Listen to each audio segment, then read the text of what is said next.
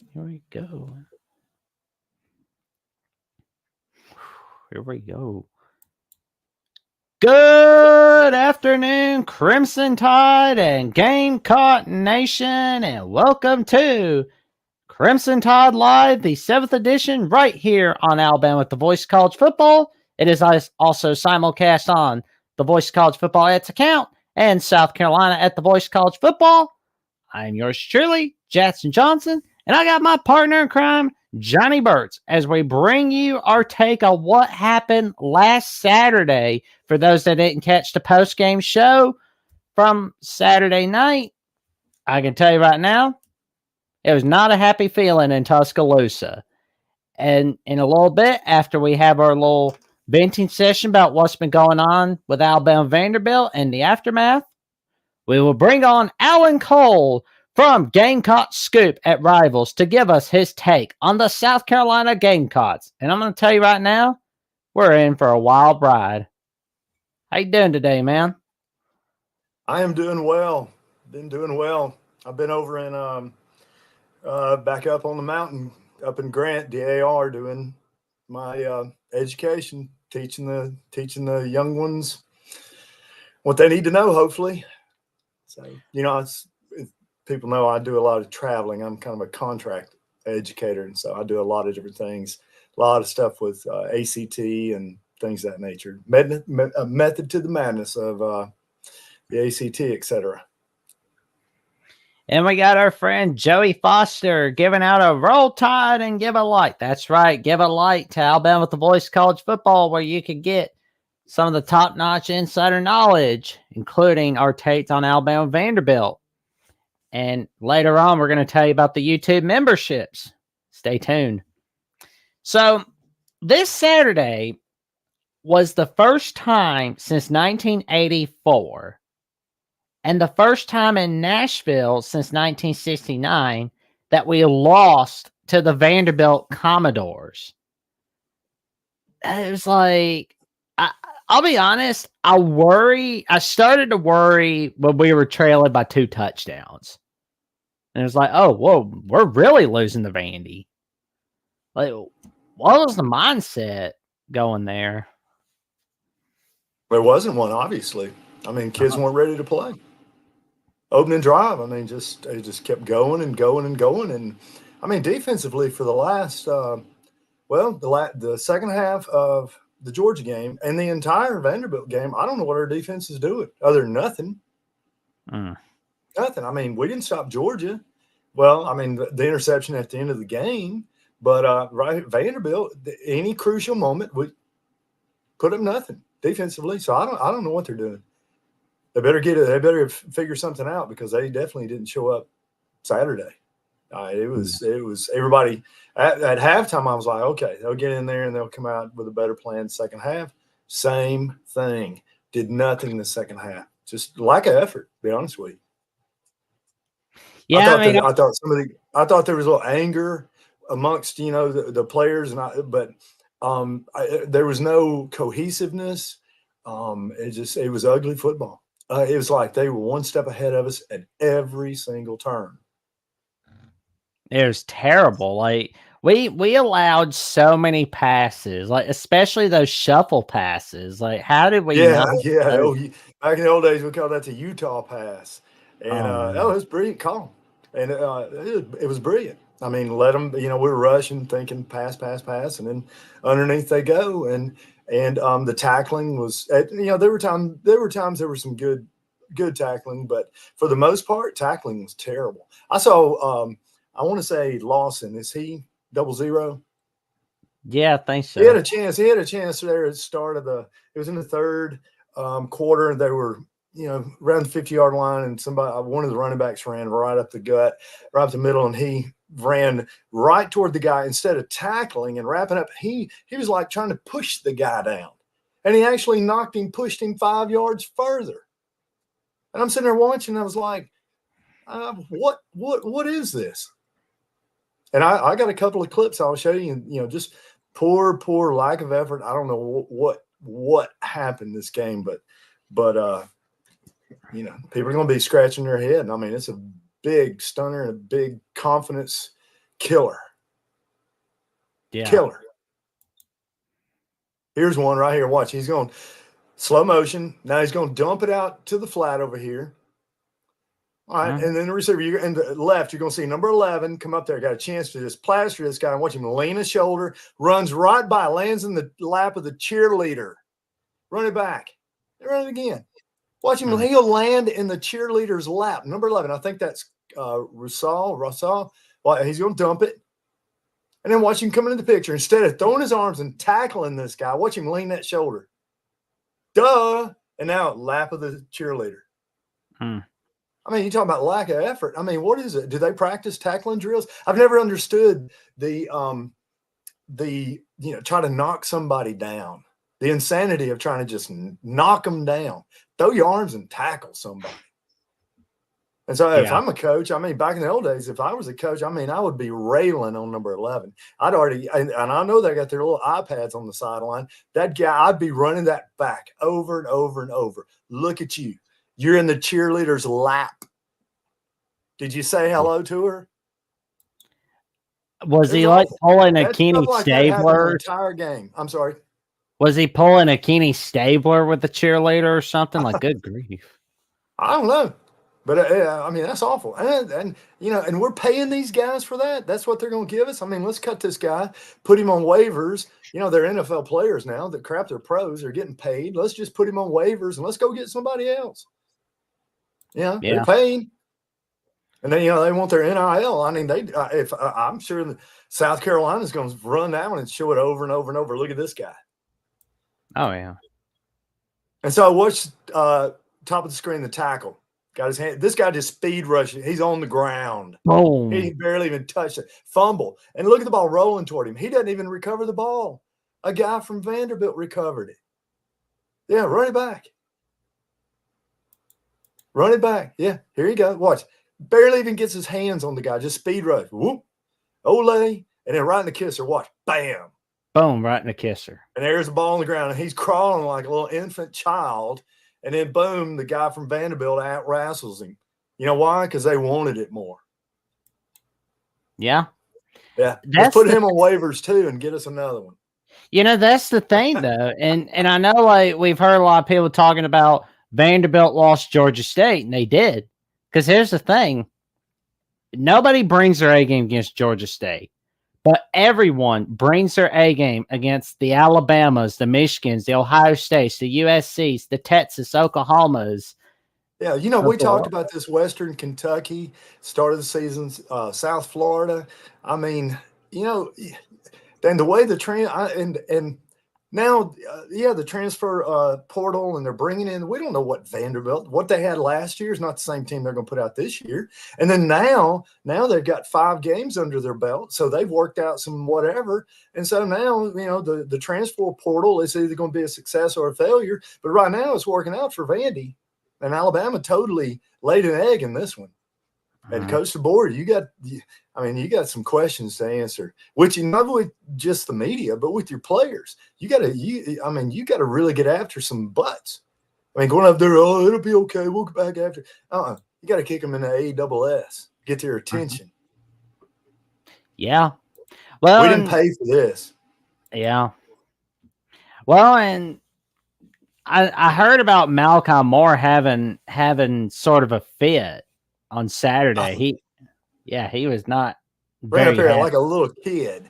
Runs up at the end of the game. The game's over, and he's going to run up there in front of everybody and kick the ball. Are you kidding me? Come on. Kicking the ball. And then later on, he took his mouthpiece out. Did you see him? And he threw his mouthpiece like a child. Hey, you had the whole game to get it together. Yeah, that's not good.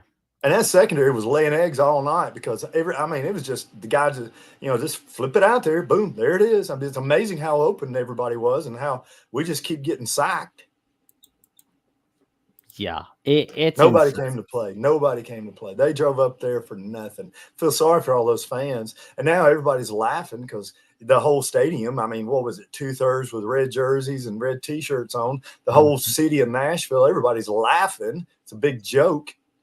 Wonder what they're doing at practice today. I'd be kicking some butts. Yeah. Well, and there's a message from no, that's not it.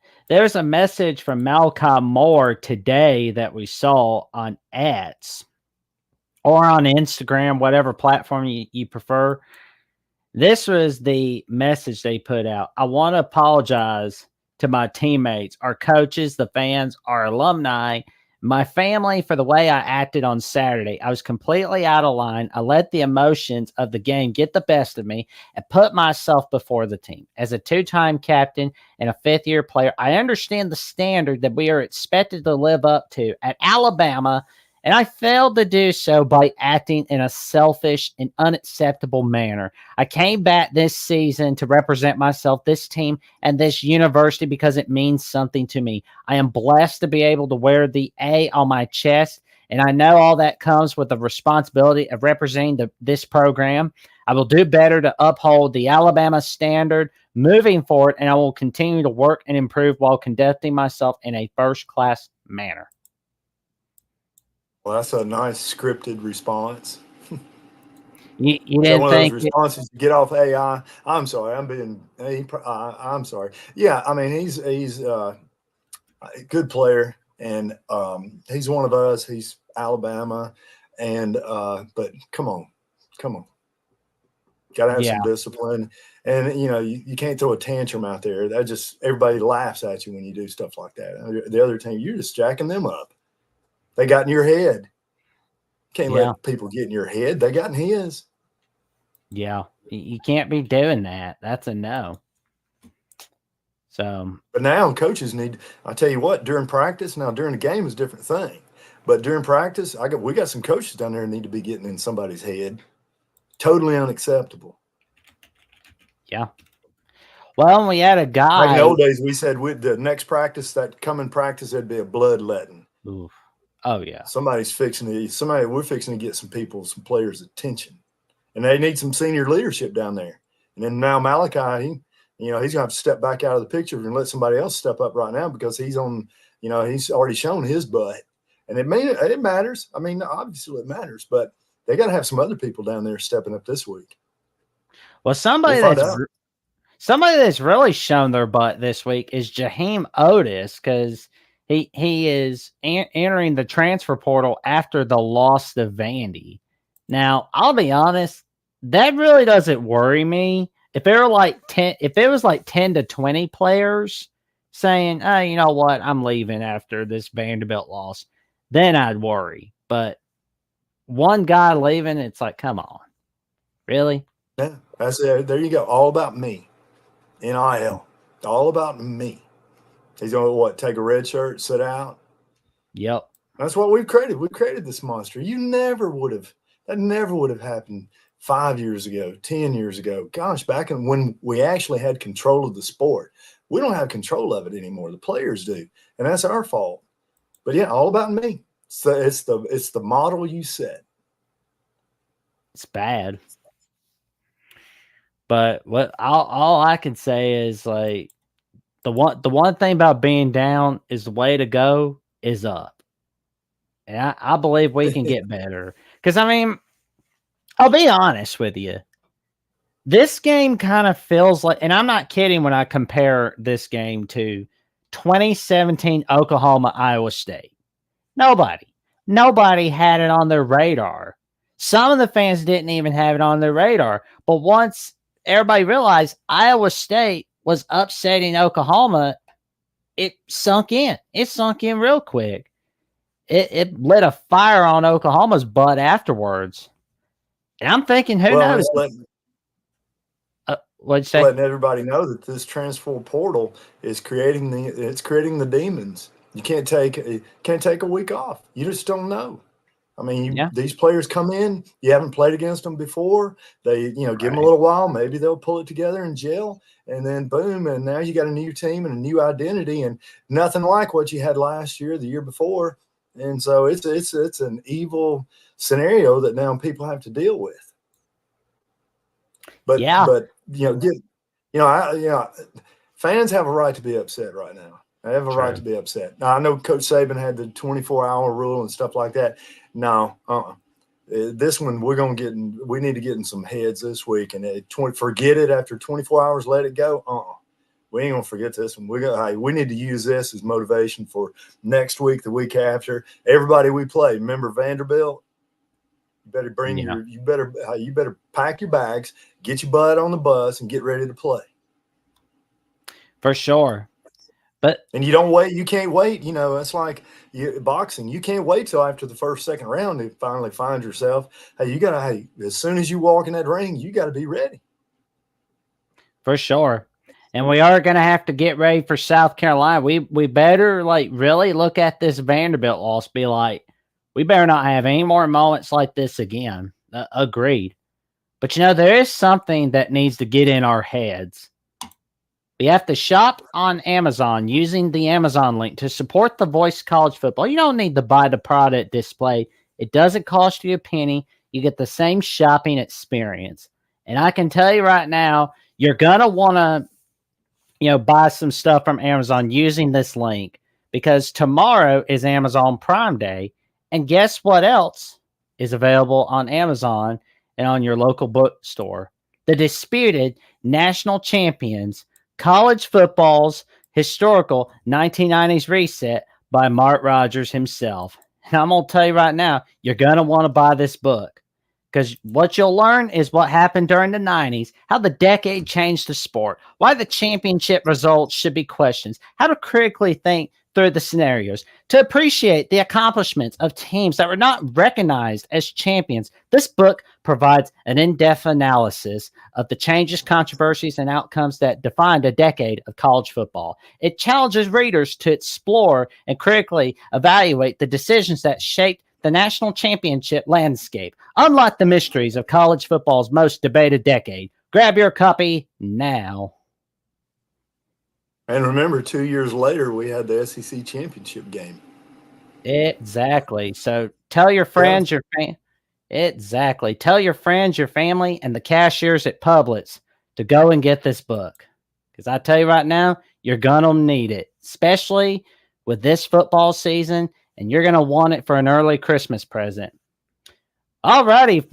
Here to discuss the Alabama-South Carolina preview is the beat writer for South Carolina from Gamecock Scoop from Rivals.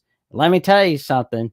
He's got an amazing wealth of knowledge on South Carolina. He is the one and only himself, Alan Cole. How you doing today, good buddy?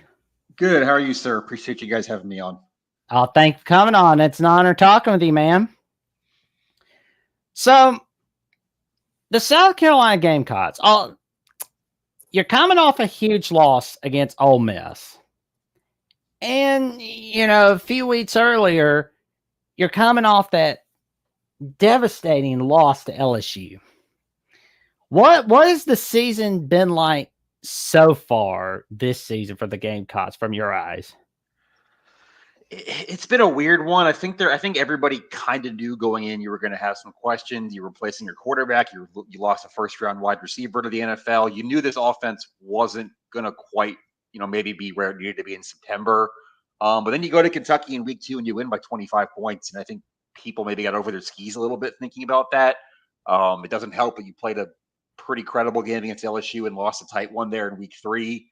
But I think you've seen this week what happened against Ole Miss. This offense, again, is kind of what you thought it was going to be preseason, a unit that is going to need to be carried by its defense. You have a freshman quarterback making some mistakes. You don't really have an identity on offense right now, and a lot of problems up front especially. I mean, South Carolina is leading the country in sacks and tackles for loss allowed.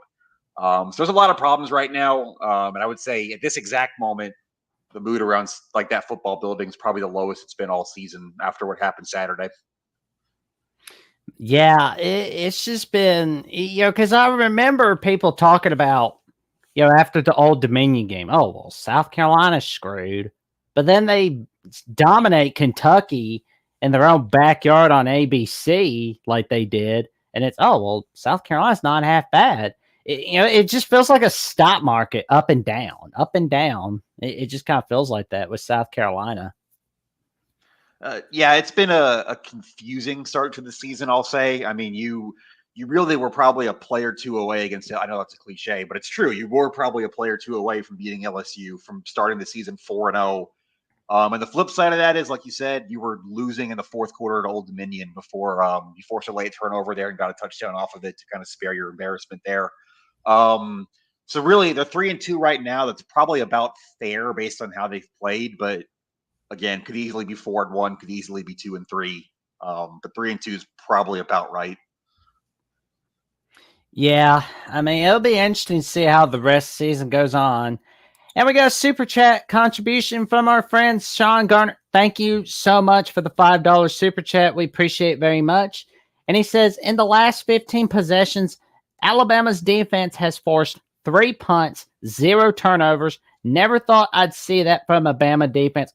We appreciate it very much. I thank you so much for the $5 super chat.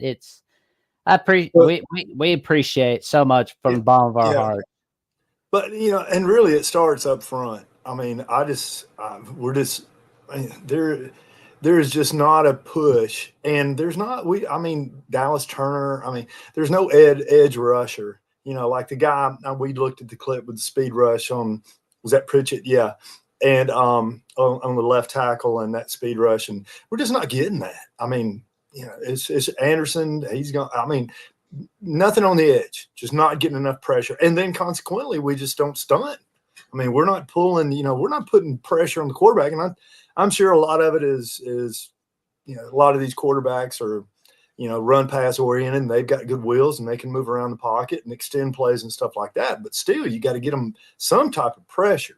And it's just like, I don't know where we rank in, the country and NCAA stats with regard to sacks, and pressures, but we're getting nowhere with regard to that. And that's where you're getting, for not being able to force punts, the third down conversion issue. And I agree. I would not have thought that. Now I know we graduated a lot, but still, we brought in some good, Jackson from Southern Cal. We brought in some good players and had Malachi coming back for his 5th year. So we had some there, and we had more so on the defensive front and linebackers, but we're getting nothing with that. Nothing. Yeah, it'll be interesting. It's a great point. Yeah. How's the defense there in South Carolina, Alan? The defense has been the one thing that's kind of held up. I think people might look at what happened last week, giving up 27 to Ole Miss. It's the complementary football is the biggest problem. This offense was so bad last week and has been so bad at spots this year. But this defense is old. It's experienced. You've got a 5-star in Dylan Stewart, a true freshman who's played very well. It's a pretty old secondary. You got 2 juniors at safety, a senior linebacker in Debo Williams. The defense, the numbers aren't quite as good as they were to start the year, but I think that's as much as anything, the offense putting them in some terrible situations, some short fields, things like that. Defense is the one thing that's kind of going well for South Carolina right now. Well, it's killing us. We're just the opposite. And, I think we got very comfortable here in Alabama, Coach Saban really hounding defense, the defense side of the ball, and all these drafted players defensively, offensively too, but defensively. So I think it's stunning to me to watch us play defense. It is just stunning. There's times we look good and there's times we look, the last 6 quarters, it was off. Yeah. I've never seen Alabama look that bad in any decade at any point in time. So, and we have players. We got to, think about the strategy. What are we doing? Yeah, and Adam Lamparello is not too happy with how Malcolm Moore has been. And we got a $15 super chat from Adam Lamparello on Alabama Voice College Football. Appreciate the super chat contribution. It's amazing. And he says, DeBoer needs to lose the relaxed culture, the music, the ice cream truck. Saban was tough for a reason. And if Malachi embarrasses Alabama again, he should be off the team. Yeah, Adam makes a good point right there. If you're going to create a relaxed environment in practice, and a lot of these guys, under Saban, and you got after it, and you focused, and you didn't make mistakes. There were going to be repercussions. There was going to be something said to you. Might get your little butt chewed out. But anyway, if you're going, ice cream, if you're going to be relaxed and play the little, all that kind of stuff and do the little jig, and if you're going to have that, then expect it in your games. Yeah. And that's a drastic change. And so you wonder about the defense, Malachi. You wonder what's going. Are they doing this stuff in practice? And you loosen the reins, and then once you loosen the reins, it's hard to pull them back in. Once players get that freedom and they get that attitude, it's hard to rein them back in.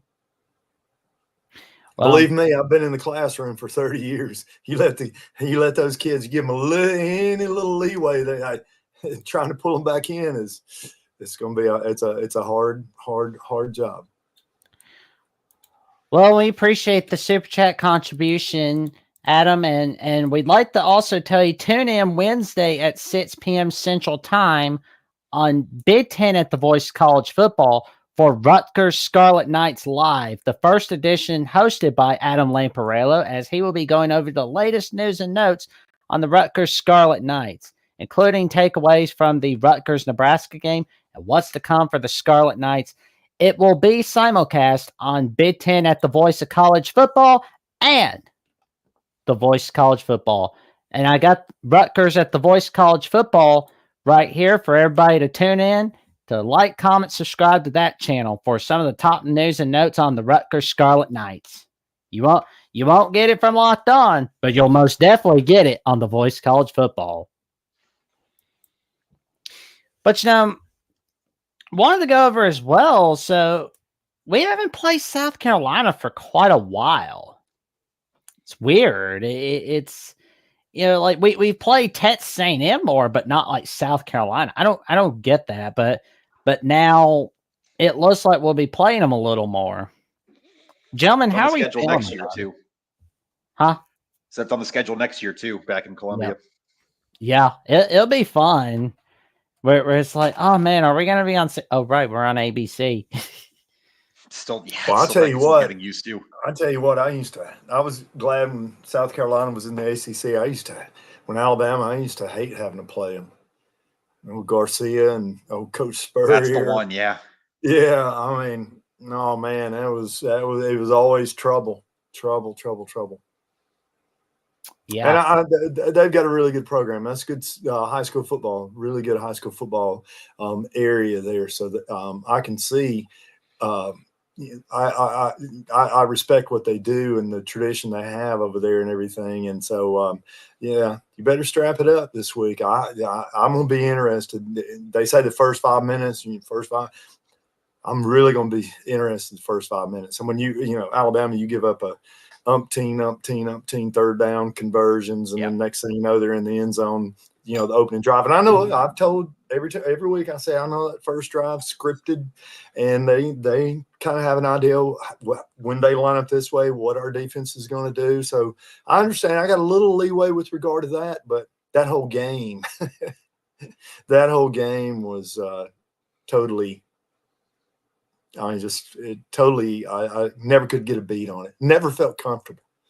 Even at halftime, I did not feel comfortable.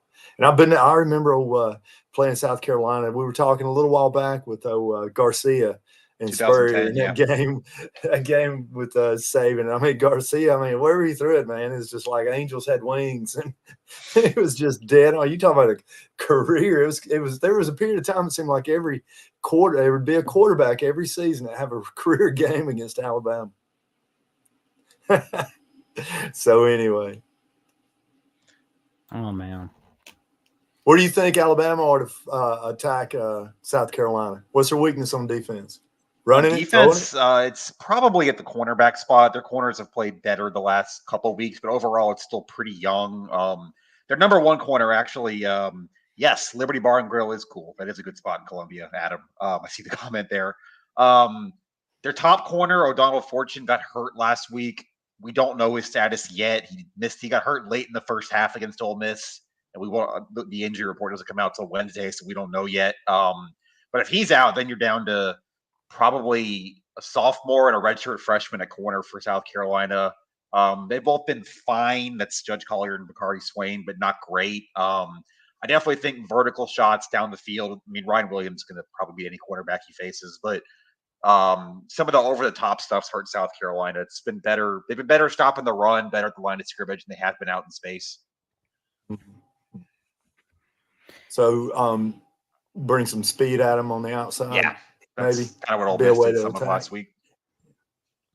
Well, Well- you saw against Alabama, you don't have to throw it deep. You just throw the intermediate and just keep your quarterback, give him just a little bit of time or whatever. Well, I mean, that's been the whole thing, though. I mean, Pick dead Alabama last in the apart. country, not just in the SEC, but of anybody in sacks. They're giving up 22 sacks in 5 games. So I think I would say from like an Alabama perspective and what your audience looks at, if Alabama can't get pressure on this offensive line, they probably can't get pressure on any offensive line they're going to play all year, because it probably is the worst offensive line in the SEC right now, at least statistically. Well, what are the Alabama's strengths? not much far. Oh, man. There's not a big gap between Alabama's offensive line and South Carolina's. I mean, we don't know which offensive line is going to show up. We felt good the last couple of weeks. First 3 games, it was kind of, and then but the last 2 games, I mean, it's just been I don't know, just crazy. Night and day, light switching on and off. It's just nothing consistent. Well, what are the strengths we need to look out for when we go against South Carolina this Saturday? Yeah, so I've already talked a decent bit about the defense, but that's pretty clearly the best, side of the ball of this team, the best group. The D line's been pretty good, like I said. Kyle Kennard, Georgia Tech transfer, has been very good. Had another sack last week against Ole Miss. And then when South Carolina has the ball, it's still a running team when they can block, which has been very hit or miss, as I said. But Rocket Sanders, the running back, the Arkansas transfer, I'm sure Alabama fans are familiar with him. He's had a lot of very impressive 3-yard runs, I'll say, because the offensive line gets blown off the ball. There's guys in the backfield. He shakes loose. He breaks 3 tackles to gain a couple yards, kind of thing. But when they are blocking, when he's had a little bit of space, he's been very good. Broke a long one against LSU. So I would probably say there, South Carolina is going to try to do some zone read stuff. The quarterback, Lenore Stars, can move around a little bit as well. But the passing game for South Carolina hasn't really shown to be much of a threat yet. So it's going to have to be defense, run the ball, shorten the game, all that stuff you usually talk about for an underdog. Well, Alabama, I thought we'd see Milroe running the ball, a little more RPO and stuff like that. Yeah, and South Carolina does quite a bit of the RPO stuff.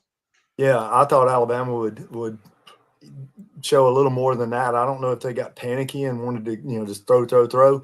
But we didn't do any of that. And so consequently, the linebackers, you don't check them up. You don't make them think, run, then pass. If you're just dropping back and shotgun, that kind of stuff. And there's got to be a balance there. And I don't know.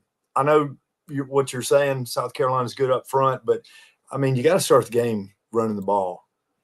And you got a quarterback, fastest guy on the team's your quarterback. And you need to be running some RPOs and establishing the run game and getting some time on the clock. Because our defense would seem like constantly on the field, these long drives and offense in and out.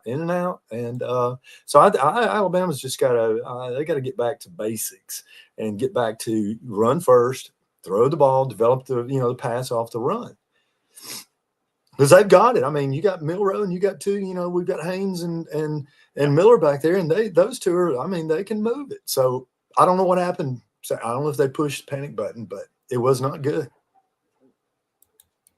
No, was it an offensive problem? I was working my own game, press box Saturday. I didn't really watch any of Alabama Vanderbilt. Scored 35 points. Was it the offense? Not to blame, surely, right? Defense we never even led against Vandy last Saturday, which was the first time since 2019 that we didn't even lead at a single point during the game. I believe it was against LSU in 2019 that we didn't lead at any point against. Yeah, I was wondering that myself. But there was never any rhythm in the game for Alabama. Okay. Never. There was no rhythm. And players – I, as a coach and a former player, the players you've got to create a rhythm with the players. Things flow smoothly through that rhythm if the players have a rhythm in the game. But if you're constantly and it's all over, players don't even know when, we're doing this one now. I mean, there's no continuity with regard to what's going on in their head. We're going to, do this play, and then I've got to block here and check that, and then we're going to run this play that is totally different.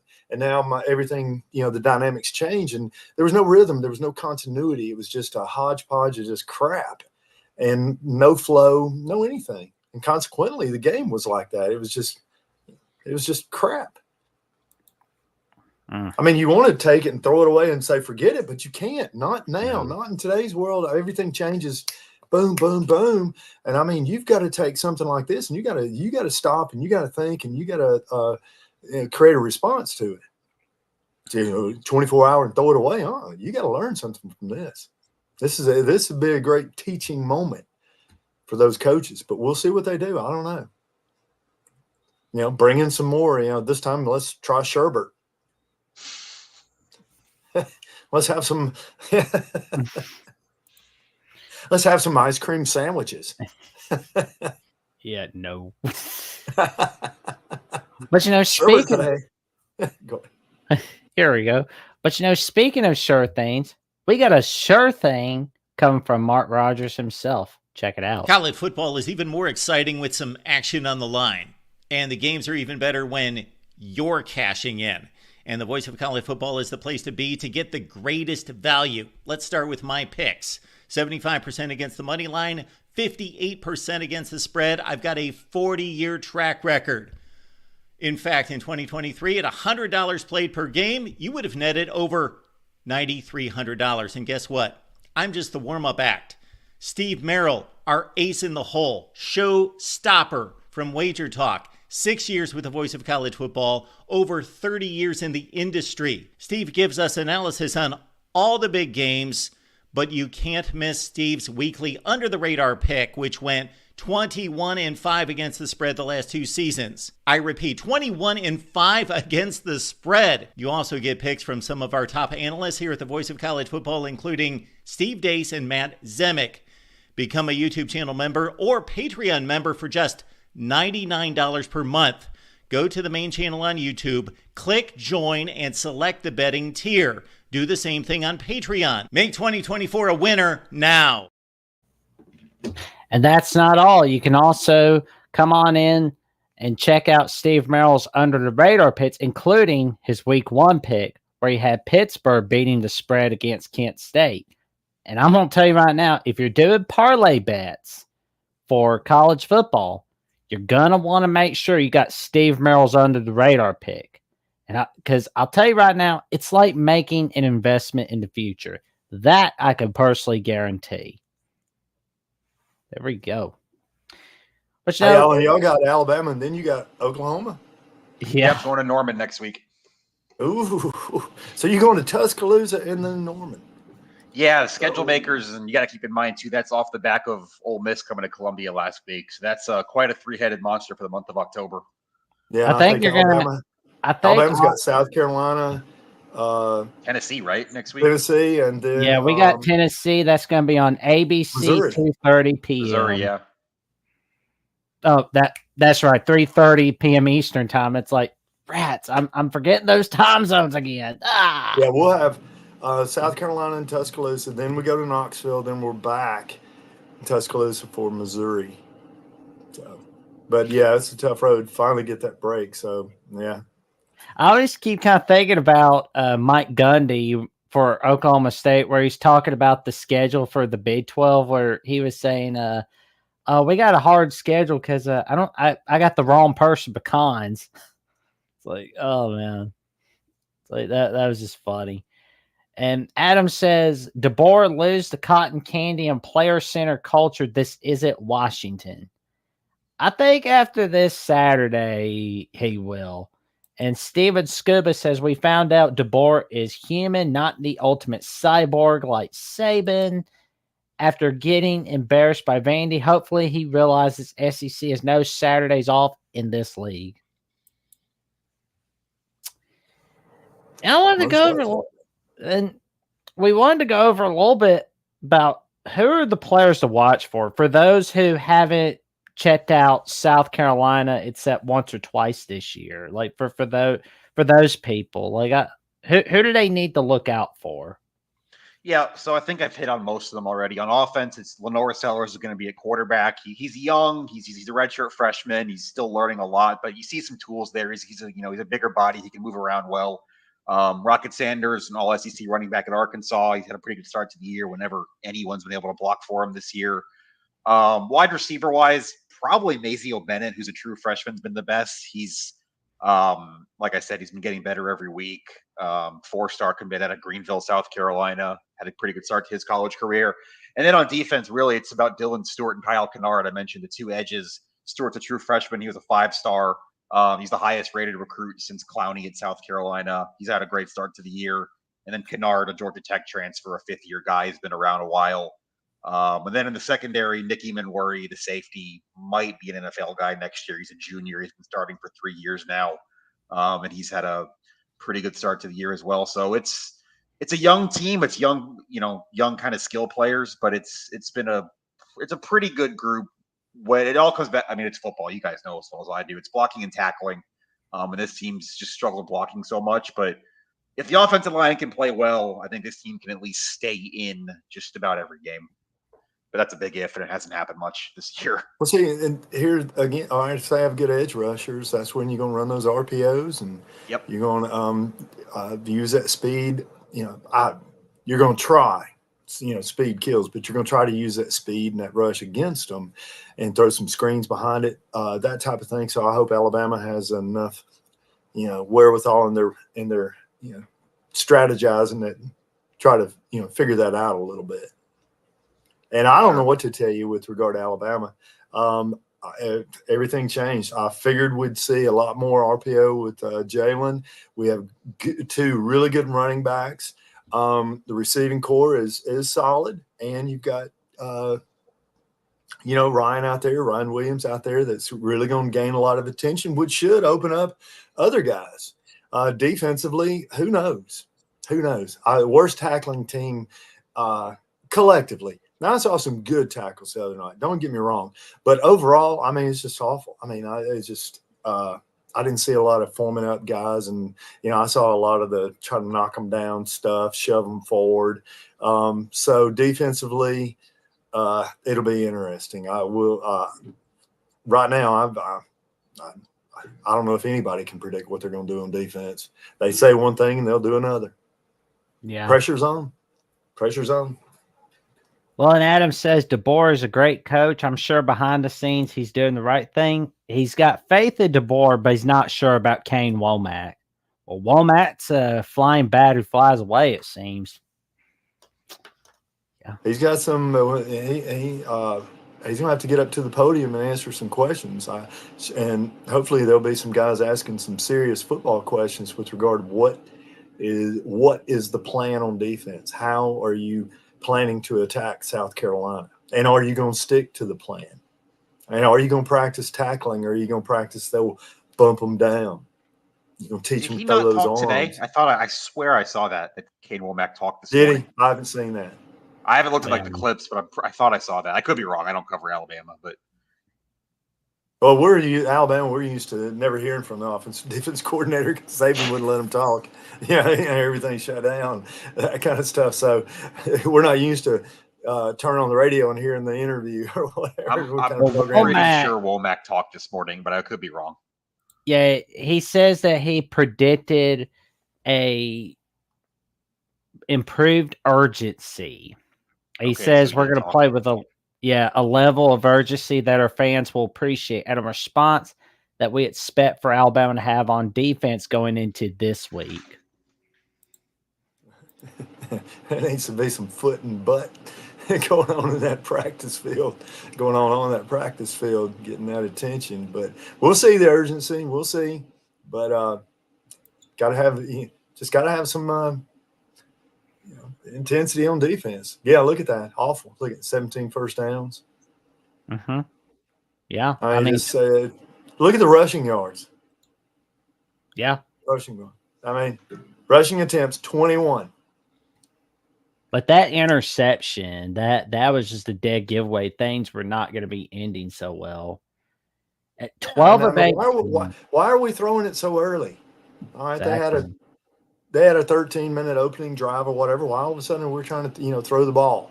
Why don't we try to establish a run, go from there, instead of all of a sudden trying to throw it down the field? So we'll see. Anybody that ever tells you third down conversion rates don't matter obviously have never watched a game of football in their lives. Or they've only watched like a TikTok clip of a football game, and that's it. Yeah, and like I said last week, I saw some analyst say, third down's kind of a misnomer. It's hard to base anything on that because it could be quick plays, big plays, and all that kind of stuff. Third down is always a great indicator, and you just saw it right there. I mean, proof's in the pudding. It's right there in black and white in ink, and keep arguing that it doesn't matter. It does matter. It does matter. If you can convert on third down and extend games. The big problem Alabama has is penalties on third down.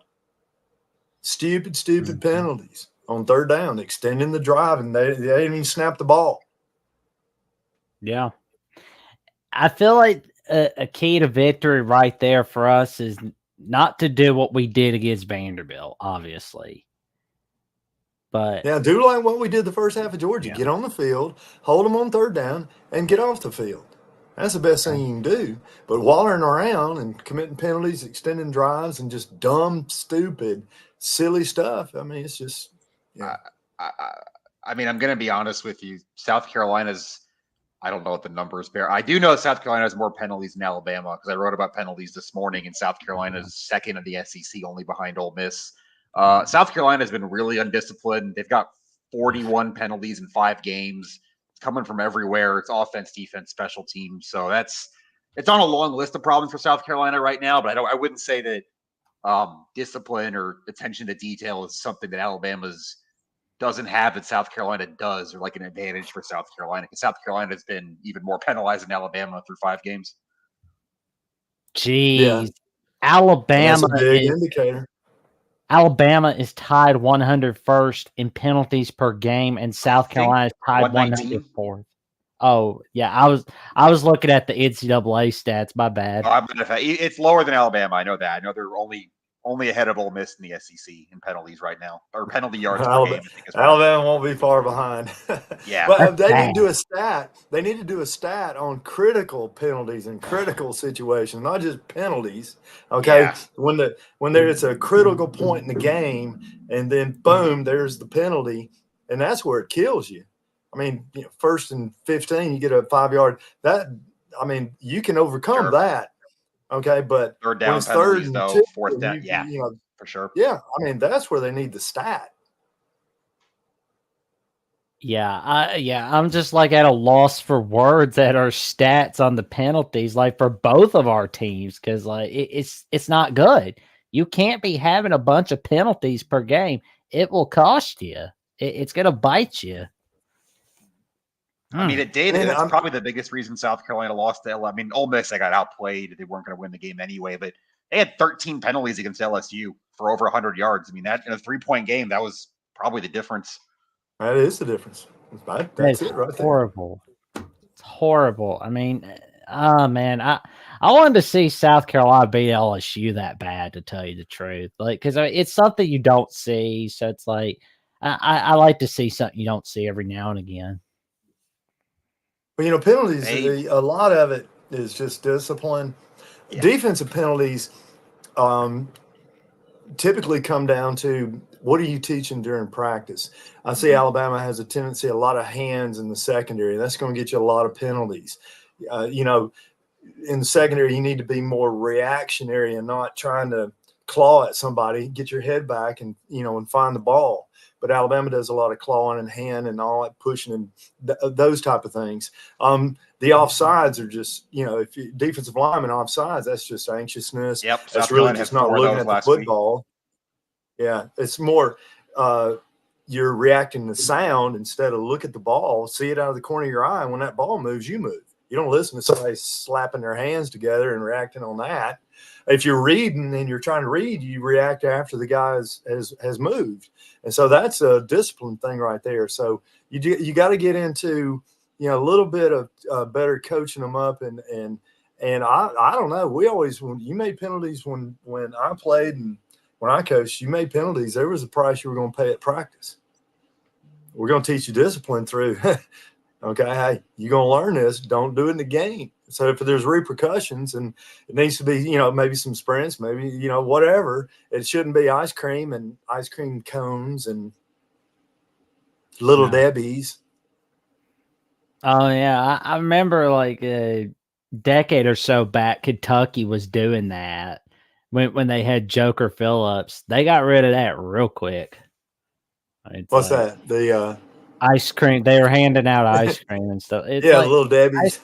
Ice cream's yummy. Zebra cake. Ice cream's yummy. I like zebra cakes. I mean, ice cream rules, but can't be doing that after every practice. That's a no. We'd have one back in the old days. You have a watermelon cut, and family would bring watermelon. You'd cut it out. Hopefully it'd be cold. Oh, it was always great if it was cold after a hot practice. But that was just a luxury. That was just a random thing. It wasn't just I've been to practices where they play the music and stuff. I don't know, y'all. I just can't. When the music's playing, I can't concentrate.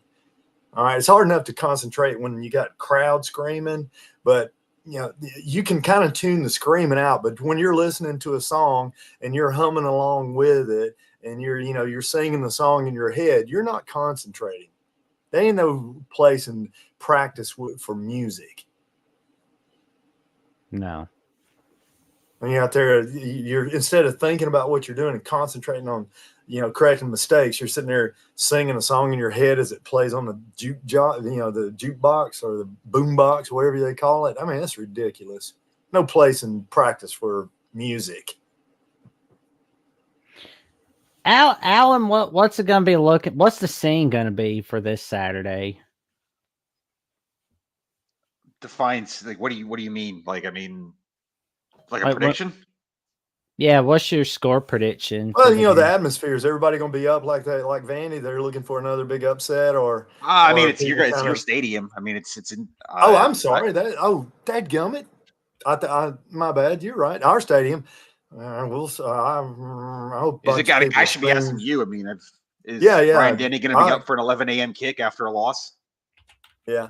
Well, I hope our fans are angry and they're expecting to demand more from our players, but it'll be a nice atmosphere. But looking forward to it. You think? I guess what Jack's asking, you think they're going to bring a lot of attitude and a lot of. Yeah. I mean, I think it's probably a pretty pissed off group right now. It's a lot of frustration from last week. Like I said earlier, it's blocking and tackling, and I take everything you said about Alabama's defense. I understand it. I watched the Georgia game. I at least saw highlights of the Vanderbilt game, even though I didn't get to watch it. South Carolina still has the worst O-line in the country right now by sacks and tackles for loss allowed. I just don't know how you fix that in a week. I mean, Ole Miss was all over them last week. I mean, even Akron got 3 sacks against South Carolina. I know Alabama's defensive line is not what you're used to there. It's probably not an NFL defensive line. It's not a Nick Saban defensive line, but I still think it's more than enough to handle what South Carolina is doing blocking right now. I don't know, 27 to 10 Alabama. How mobile is your quarterback? like that. How mobile is your quarterback? How mobile is your quarterback? He's pretty mobile, but he's also been hurt once this year already on a scramble. So there's some of that too. Well, we always the perimeter blocking's also been pretty terrible. I think I was looking at it today. 3 or 4 holding calls on wide receivers already this season, just trying to block them perimeter because they're not big enough. Like, they're not blocking the ball anywhere, and that's you saw score 3 points last week. That'll kill an offense if you're not blocking anywhere.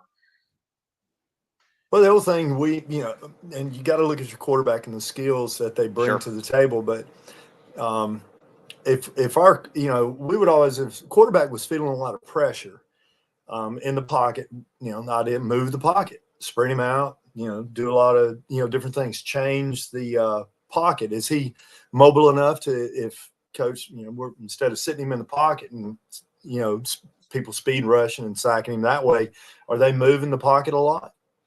They're trying some of that stuff. And let me add this. And when I say move the pocket, not after pressure, I'm talking about right off the snap. Like design move the rollouts and pocket. things like that. Yeah.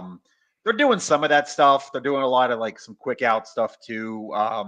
You're going to see quite a bit of some like RPO stuff where they'll make a short throw to, I haven't mentioned his name yet, but Joshua Simons, their tight end. He's big body, 6-year senior. They do a lot of like short stuff to him out of the backfield, just try to get someone big the ball in some space in a way that a defensive line can't disrupt. But in order to do that, you got to block on the perimeter. And that's been a problem as well, as much as on the offensive line. You asked me for y'all got a lot of you things asked me to for work a on like prediction. us.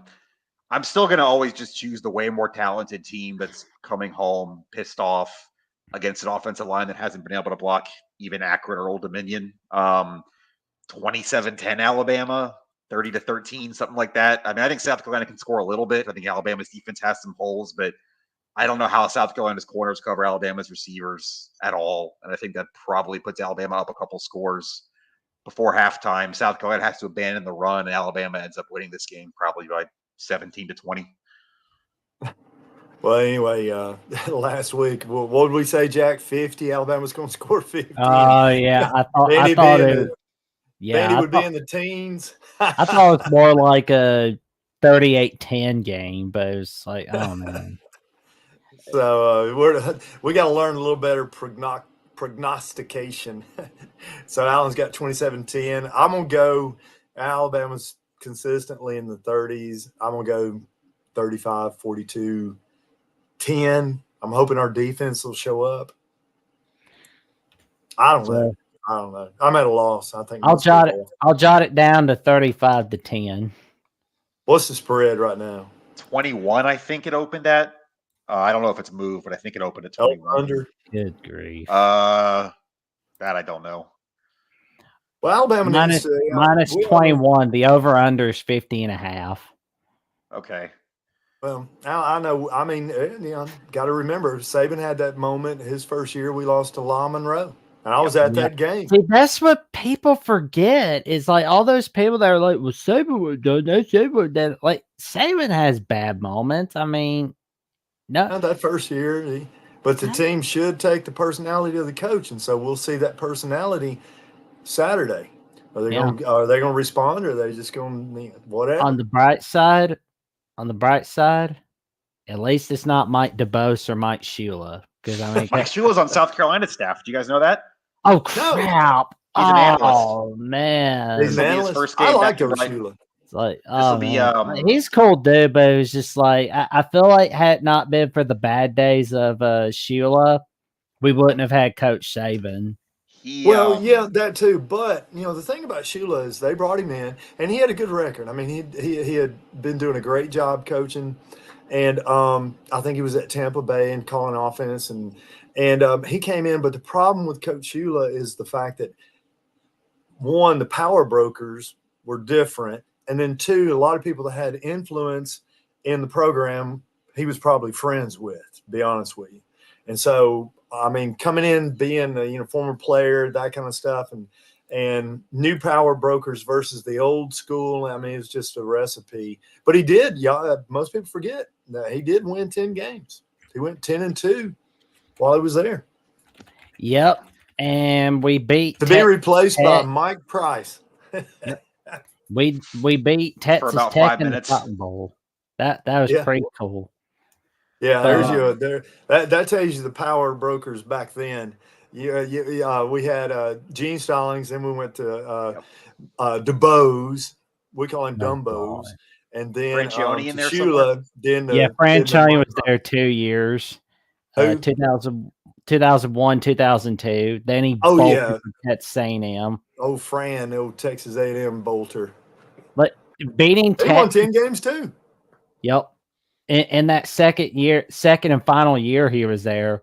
But it was funny though, where Oklahoma destroyed A&M in Franchione's first year. They scored like 77-0, something like that. Yeah, that was insane. He never recovered. recovered. Shula's an analyst. He's working with the quarterbacks. But with the new rules this year, because analysts are allowed to travel now when they were only assistants before this year, I guess Saturday will be Mike Shula's first game back in Bryant-Denny since he was the head coach there. Oh man. Yeah. I like Oshulo. I thought he did some good things, but I think he just it was if he had waited, it was just he was too young and just too much. And that's where Auburn is now. Too much outside influence, people, trying to run the program. And he was right in the mix, right after DuBose and that, Franchione and all that crap. Like DuBose, my God, it was he was doing some naughty stuff. I really hope kids aren't watching this one, because they're not going to want, the parents aren't going to want the kids hearing what DuBose was doing in the back room. Oh, secretary. Yeah. Got him fired. Oh yeah. Jackson, you got a score prediction? We gave ours. Yes, I do. I got Alabama winning 35-17. Unfortunately, I think it's going to be under 50.5. I think 52 it's gonna, there. Oh, my bad. I don't know where my head is today. Sometimes it feels like I got 20 things at the top of my mind. But yeah, Alabama. Yeah, so it's going to be a little Scott Van Pelt bad beat of the week. So it's going to be, is it going to go over 50? Is it going to go over 50? Yes, it goes over 50. Hey, let me ask you this. Who's y'all's upset of the week in the SEC? I haven't looked at the whole schedule yet, to be honest with you. I can pull that up now. What else is going on in the SEC? All right, you got Florida, Tennessee. Okay. Arkansas, LSU, Alabama, South Carolina. Arkansas, LSU's not playing. Georgia, Texas, and Austin. I feel like 2 weeks. Yeah, you're right. LSU's Yeah, you're right. Georgia, Mississippi State. Yeah, I'm 1 week ahead. How do you think Vanderbilt's going to do at Kentucky? Big win, big letdown? Why do I feel like Vanderbilt's going to have a letdown moment? Like, I don't even think Kentucky's that bad, to be honest with you. I know South Carolina made them look bad, but that D-line's still pretty good for Kentucky, especially playing at home. LSU, Ole Miss? I think Ole Miss on Baton Rouge at LSU night game. I could see that. The last time LSU lost to Ole Miss at Baton Rouge was on November 22nd, 2008. And ironically enough, tomorrow afternoon, and tomorrow night, I'll be releasing my next episode of the Jacksonia with Leanne Herring from the Rebel Walk and the host of Ole Miss Live with Mark Rogers. Shout out to Mark Rogers and Leanne Herring from the Rebel Walk. Tune in Wednesday afternoon for Ole Miss Live. We'll be discussing a little bit about Ole Miss LSU, but all right, one last question. Oklahoma, Texas. I feel like Oklahoma could upset Texas. I don't know why. Do we know yet? Yes, he's playing. He's playing. Quinn Ewers playing. Okay. I'm going to Texas. Yeah, I probably still pick Texas. That game's so weird, though. I feel like every year that game just gets out of hand. Something weird happens. Texas, yeah, they're weird. Oklahoma's got a pretty good defense, though. So I wouldn't be surprised if they hung around there for a while. Yeah. Every week in the SEC is just crazy with all these games. I mean, there's big games that you can't take a break. What about Florida, Tennessee? I know it's in Knoxville, but Tennessee's like Charlie Brown at the pitcher's mound every time they play. They'll rebound. Tennessee, I got Tennessee big. I think coming home, they'll take care of it. I don't think Florida's. I don't think they have enough in the eyes. You're right. They don't have the attitude they had under Spurrier. I mean, it's true. They had those guys jacked up, confident. I just don't see it with Napier. You're right. It's not in Gainesville. It's like, oh, that's right. It's in Knoxville. So they'll actually win, and we'll go back to talking about how Billy Napier's got to get fired. Yeah, that's the funny thing. He's been the biggest winner of all from last week. He's had no attention on him. And you ever had that's a good point. Oh yeah, like you ever had that moment in your life where no news is good news? Yep. I think Billy Napier had that last week. It's like, wait, nobody's paying attention to me. Nobody's talking about me. Oh well. But that won't happen this week. Yeah. That dynamic is done. Oh yeah, we'll wait. You got a week off. Oh man, we'll wait and see what happens. Yeah. Well, my apologies on the math error. I had one Pretty good. number off. I was like, don't boom. So, yeah. Alan Lamparello says this team's giving me high blood pressure. I think they're giving us all. I think our teams are giving us a lot of high blood pressure. I just But want Alan, to take my shoe and kick it in somebody's rear end and say, "Get it together." they need That's all I need want to do. Pat Riley from Winning Time to come on in and just give them a talk. Just be like, I have had it. So, Alan, what have you got going on at Gamecock Scoop this week? Yeah, just all the usual, appreciate you doing the plug, the lead up content. We got media tomorrow with Shane Beamer and players, coordinators Wednesday. We'll have our own podcast out probably Thursday previewing the game, Friday preview, and then weekend coverage on site in Tuscaloosa this weekend. Just all the usual football coverage for a game week you would expect. Appreciate you guys plugging. Appreciate you guys having me on. I'm looking forward to getting out there this weekend. Oh man. Well, I will say we thank you so much for coming on. It was awesome. And it was, and you can check us out on Alabama with the Voice College Football. That you can check us out on Saturday, Johnny and I, on the post game show after the Alabama South Carolina game, where we go over our take on what happened in the game, of course, which I said we'll probably start at like 15 minutes after the game ends, 10 minutes. But It'll be early. Oh, yeah. Joey Foster says, howdy, Tide. You better hope you play better than you did last week. South Carolina's not a pushover, and they should have beaten OSU straight up. The refs robbed them. I think he means LSU, but... Yep, he did. Yeah, there you go. Yeah, he mostly, I meant LSU. I know I made some mistakes days. No worries there. And you can check me out on YouTube at Jackson Johnson 979, where I have my host, where I have my show, The Jacksonian, including my next episode with Leanne Herring, the Ole Miss live co-host at Ole Miss, the Voice College Football, and the writer for the Rebel Walk, where we will be discussing quite a lot about the Ole Miss Rebels, including whether they can end that long losing streak at Baton Rouge. And you can find me on Jacksonville CFB on X, and you can find me on Instagram and Threads on JatsJots543908, and you can find me on Alabama with the Voice College Football, no doubt about it. And Johnny, what have you got going on this week? Same old, same old. I'm trying to dress up my man cave down here, my cellar.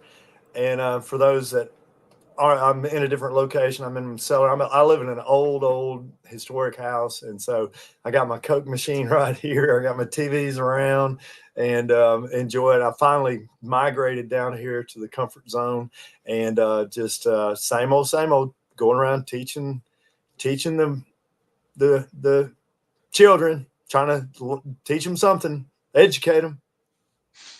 There you go. Give them a Career little educator. That's what I do. There you go. Education is awesome. And with that being said, oh man. Yeah, appreciate it. Appreciate you guys having me on. This will actually be I've covered a game in 10 SEC stadiums. I've never been to football at Alabama. This will be number 11 this weekend. I've done basketball at Alabama, but I've never covered a game in Bryant-Denny, so I'm looking forward to my first one this weekend. Oh, nice. I like it. It's a beautiful stadium. Really is. Looking forward to it. Dead square center of campus, and good luck getting in and out of there. Now, where are you based? Sir. Looking forward to it. You based out of Atlanta? I'm from Atlanta originally. I'm in Columbia now. Oh, okay. Good luck getting out of there. Yep. Here we go. You spending the night? Yes, sir. I'll be there Friday night. And I'm going to try to get back. It's only like 5.5 hours to Columbia, so 11 a.m. kick. I should be get out of there at a decent hour, get back. But I'll be there Friday night. Good luck on that interstate. There you go. Awful. There we go. And don't forget to tell your friends, your family, and the cashiers at Poets about how to become a YouTube member at Alabama with the Voice College Football, where for $2.99 a month, you can become a member for Crimson Faithful, where you can get a loyalty badge next to your name and a member shout out. And you can become a Saban Disciple for $4.99 a month, where you can get priority replies to comments and access to monthly hangouts from yours truly. and friends. And you can become a Bear Bryant legend for $9.99 a month, where you can connect on social media and give out content requests for Alabama with the Voice College Football for this channel. And with that being said, you can also check out Alabama with the Voice College Football on Amazon Music, Audible, Spotify, Apple as well. And I'll tell you right now, you're not going to want to miss it on wherever you listen to podcasts. And I bid you all a happy Monday evening. Sleep well, and may the rest of the week go awesome for us all. And stay safe, stay warm. It's cold out. Good night, everybody.